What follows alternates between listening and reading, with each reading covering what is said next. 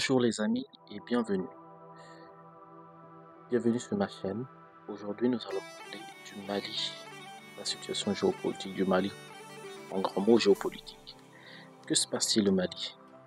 Alors nous avons 4 articles, donc 2 articles du Monde, puis un article de France 24, et puis je me suis permis de prendre un article d'un site web malien, qui s'appelle Mali Web, qui parle de, on va dire, on parlera de 2 sujets. Donc, le premier sujet concerne la suspension de la chaîne LCI au Mali. Et ensuite, nous allons parler des frappes de drones qui ont eu lieu ce 25 août dans une localité du Mali, au nord-est du Mali, frontalière avec l'Algérie. Alors, nous allons commencer par le premier article qui parle de la suspension de la chaîne LCI au Mali. Cet article nous vient du Monde.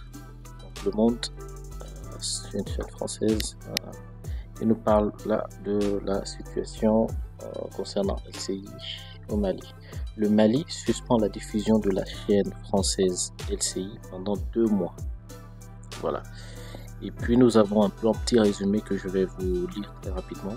Selon la HAC, le colonel Michel Goya, consultant militaire de la chaîne d'information en continu privé du groupe TF1, aurait prononcé le 27 juillet des propos de dénigrement, des affirmations gratuites et des fausses accusations d'exactions contre les forces armées maliennes et leurs partenaires russes. Alors, les autorités dominées par des militaires au Mali ont décidé de suspendre la chaîne française d'information LCI pendant 2 mois après, selon elles, des fausses accusations donc consultant contre l'armée malienne et ses alliés russes. Alors, que s'est-il vraiment passé ou qu'est-ce qu'a dit la HAC malienne? Les services de télévision LCI sont retirés des bouquets de tous les distributeurs de services de radiodiffusion sonore ou télévisuelle autorisés au Mali pour une période de 2 mois, à compter du 23 août 2024, a déclaré samedi 24 août la haute autorité de la communication, la HAC malienne. Voilà, et puis ensuite là on rentre l'histoire sur le coup d'état malien. On va pas rentrer dedans. Et là on nous dit que selon la HAC, LCI, chaîne d'information en continu privé du groupe TF1, a diffusé le 27 juillet une émission intitulée Wagner décimé au Mali, la main de Kiev, avec comme invité le colonel Michel Goya, consultant militaire de LCI. La HAC reproche au colonel Goya d'avoir prononcé des propos de dénigrement, des affirmations gratuites et des fausses accusations d'exactions contre les forces maliennes et leurs partenaires russes. Elle a ajouté, donc la HAC a ajouté que l'invité a aussi appelé à soutenir ouvertement le terrorisme sous prétexte de soutenir l'Ukraine contre la Russie. À vérifier, à regarder l'émission, je ne l'ai pas encore regardé, mais voilà, ce sont les explications que donne le Monde par rapport aux accusations des autorités maliennes. Et là, on nous parle un peu de l'histoire des attaques de l'armée malienne et ses alliés par les séparatistes djihadistes. Toujours séparatistes et djihadistes maintenant, ce ne sont plus des djihadistes. Et ensuite, on nous rappelle que au Burkina Faso aussi, LCI avait été suspendu en juin 2023 après des propos d'un journaliste sur la situation liée aux violences djihadistes qualifiées de fausses informations. Des violences djihadistes. Je ne sais pas qu'est-ce qu'on veut dire. On veut dire qu'ils ont fait des violences sur les djihadistes ou c'est des djihadistes qui ont fait des violences. On veut voir, on peut commenter. Merci. Voilà, donc ça c'est la première information. Nous allons directement passer sur la deuxième, toujours sur le Monde. Et cette fois-ci, on nous parle de l'armée malienne qui aurait frappé des civils et des enfants avec des drones. Voilà. Le nord du Mali. Au moins 15 civils tués, dont des enfants, dans des frappes de drones.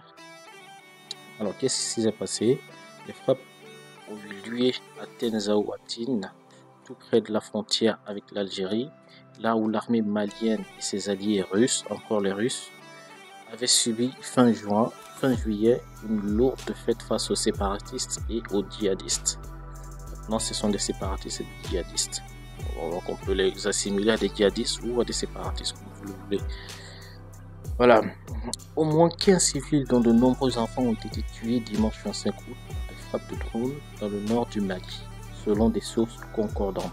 Alors, regardez ce terme, je l'ai bien surligné parce que on parle de sources concordantes. On va voir quelles sont ces sources-là. Là où l'armée malienne et ses alliés russes avaient subi à la fin de juillet une lourde défaite face aux séparatistes et djihadistes. Alors, que s'est-il vraiment passé? L'armée de la junte malienne, là c'est la source qui nous parle. L'armée de la junte malienne et les mercenaires russes du groupe Wagner ont exécuté plusieurs frappes de drones venus du Burkina Faso, Tenzahouatine, à quelques mètres du territoire algérien, affirment les séparatistes qui font état d'un bilan provisoire de 21 civils tués, dont 11 enfants, des dizaines de blessés et des dégâts matériels énormes. Donc aussi des dégâts matériels énormes. Alors, cette affirmation est faite par des séparatistes. Donc il faut garder ça à l'esprit et il nous parle de dégâts matériels énormes. Quoi comme dégâts? Des voitures, des pick-up, des motos, des armes, de l'eau, des citernes d'eau. Vous comprenez un peu ce que je veux dire? Bon, peut-être qu'on verra l'explication, mais gardez à l'esprit qu'il y a des dégâts matériels énormes en plus des tués. Ensuite, il continue. Celles-ci ont ciblé dans un premier temps une usine pharmaceutique, dans un premier temps une pharmacie. Ensuite, d'autres frappes ont suivi en visant des attroupements humains. Alors, des attroupements humains, c'est des regroupements de djihadistes, de séparatistes ou des enfants, on ne sait pas. Donc, c'est le gars qui poursuit leur porte-parole Mohamed El Mahoudlout Ramadan dans un communiqué. Ensuite, une autre source, donc un élu local a précisé à l'agence France Presse qu'il y avait eu au moins 15 civils tués, rien que les civils tués, a-t-il précisé. Et puis derrière, on dit selon un responsable de l'organisation non gouvernementale ONG locale sur les terroristes djihadistes, au moins 20 civils dont des enfants ont été tués dimanche par des tirs de drone. On est sans nouvelles d'autres civils, a-t-il ajouté. Un fonctionnaire à la retraite de la localité a aussi affirmé à l'AFP qu'il y avait au moins 20 morts. Donc voilà un peu les sources concordantes. Par contre, il faut toujours rappeler que c'est dans la même localité de Tenzahouatine que les séparatistes et les djihadistes ont affirmé avoir tué des dizaines de membres du groupe paramilitaire Wagner et des soldats maliens lors du combat entre le 25 et le 27 juillet.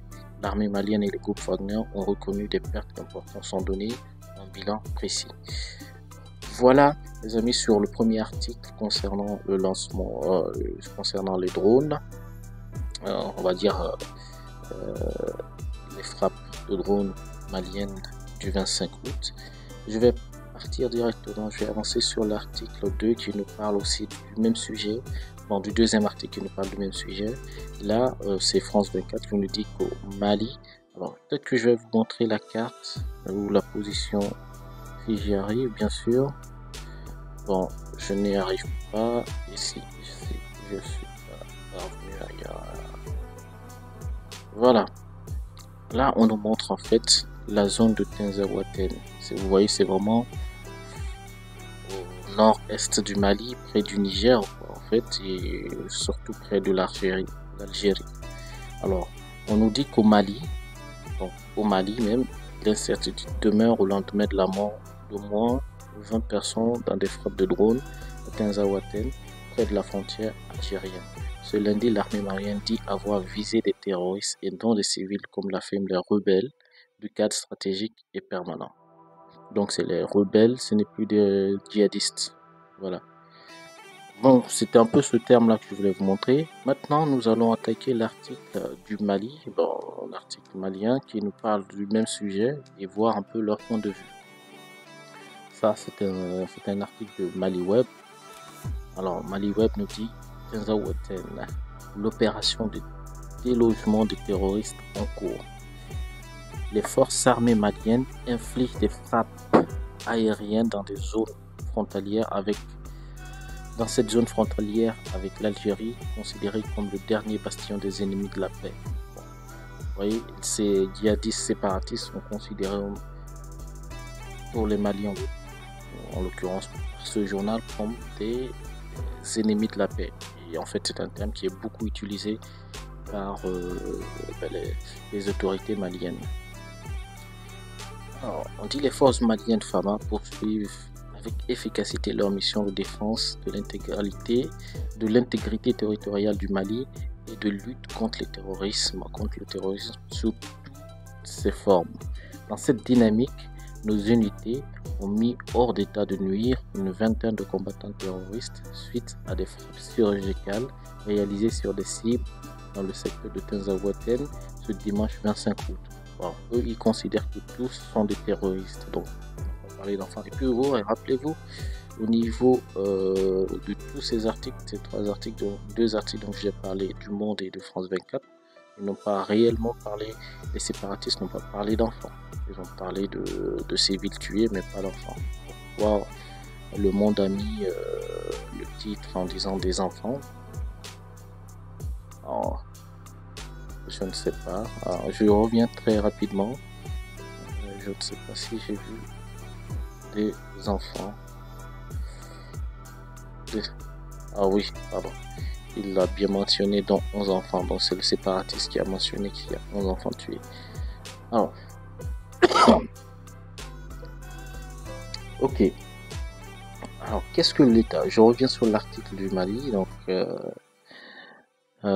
qu'est-ce que l'état-major nous dit? L'état-major général des armées EMGA, peut-être, je ne sais pas comment ils le prononcent là-bas, informe l'opinion que dans le cadre de l'opération Maliko, le dimanche 25 août 2024, une mission de reconnaissance offensive a permis de repérer et d'identifier des véhicules de pick-up chargés de matériel de guerre.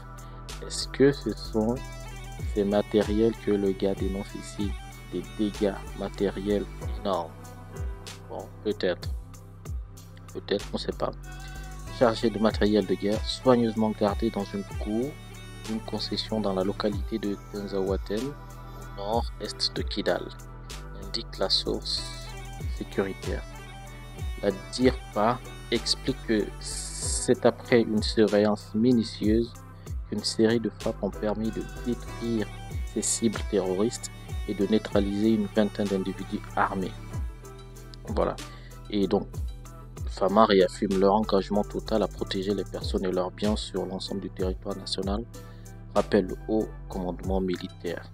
L'état-major général des armées réitère ses remerciements à l'encontre des braves populations grâce à l'appui dont les FAMA agissent avec plus de précision et d'efficacité afin de créer les conditions d'un retour rapide à la stabilité et à une paix inclusive.